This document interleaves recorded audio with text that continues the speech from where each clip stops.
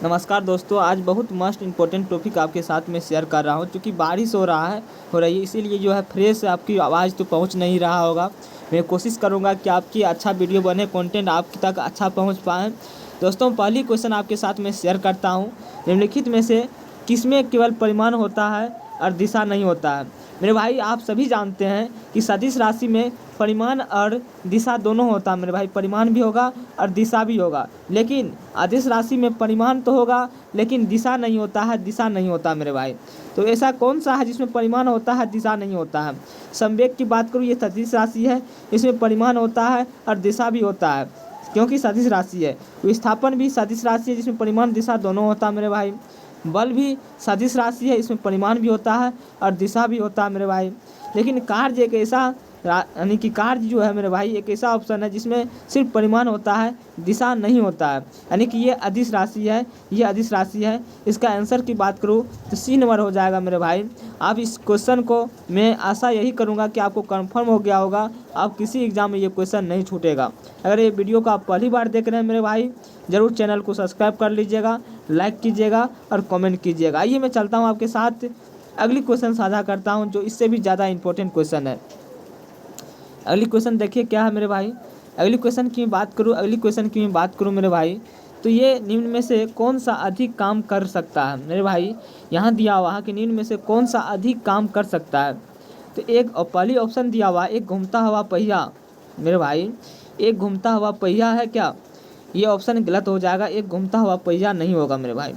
बंदूक की एक चलती हुई गोली, जी हाँ, ये सबसे अधिक कार्य यही करता है, बंदूक की चलती हुई गोली, यही सही है, यही सही है। उसके बाद गतिशील पत्थर, ये गलत हो जाएगा। एक उठाया हुआ हथौड़ा, ये भी गलत हो जाएगा। यानी कि बी नंबर ऑप्शन सही हो जाएगा, बी नंबर ऑप्शन सही हो जाएगा। यानी कि कौन अधिक काम कर सकता है, निम्न से कौन सा अधिक काम कर सकता है, तो बी नंबर ऑप्शन सही हो जाएगा। चलिए चलता हूँ आपके साथ, अगली क्वेश्चन साझा करता हूँ। अगली क्वेश्चन क्या आप देख सकते हैं, ये भी क्वेश्चन बहुत इंपॉर्टेंट ज़बरदस्त क्वेश्चन है मेरे भाई। ये भी क्वेश्चन आरआरबी एएलपी में पूछा गया है, 2018 में ये क्वेश्चन पूछा गया है डिलीवर वाला में।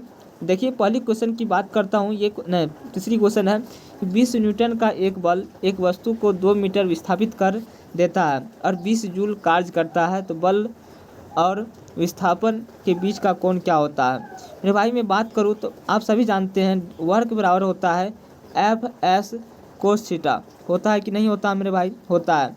आप जानते हैं कि 20 जूल कार्य किया गया है, इसका कैलकुलेशन कीजिएगा भाई। 1/एफ होती है, तो एफ कितना है? 20 न्यूटन है, यहाँ 20 लिखिएगा मेरे भाई। उसके बाद है 2 मीटर है, यहाँ 2 लिखिएगा। तो ये 20-20 कट जाएगा मेरे भाई, इसका हो जाएगा 1/2 जो कि कोस का मान होता है मेरे भाई 60 डिग्री। यानी कि ए नंबर ऑप्शन सही हो जाएगा, ए नंबर ऑप्शन सही हो जाएगा। कोस 60 का मान आ जाता है 1/2, यही आंसर सही हो जाएगा। आपको मैं आशा करूँगा कि ये चीज़ें समझ में ज़रूर आया होगा। आइए चलता हूँ आपके साथ, अगली क्वेश्चन साझा करता हूँ। ये भी क्वेश्चन बहुत इंपॉर्टेंट और ज़बरदस्त क्वेश्चन है, क्योंकि आप देखते रहिए।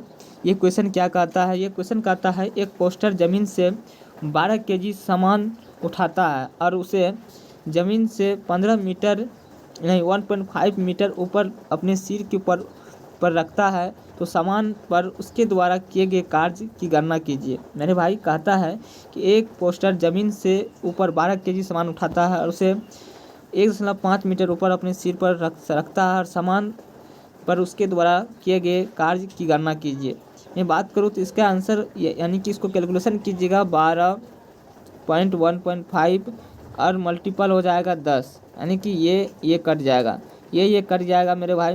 तो इसका हो जाएगा, आपको कार्य की बात करूँ, इसका हो जाएगा 1/80 जूल, यानी कि इसको मल्टीपल करने के बाद 180 जूल हो जाएगा। दोस्तों, आप इसको याद रखिएगा मेरे भाई। और ठीक है, मैं अपनी वाणी को यहीं विराम करता हूँ। जय हिंद। चैनल को यहीं सब्सक्राइब किए हैं, चैनल को सब्सक्राइब कर लीजिएगा।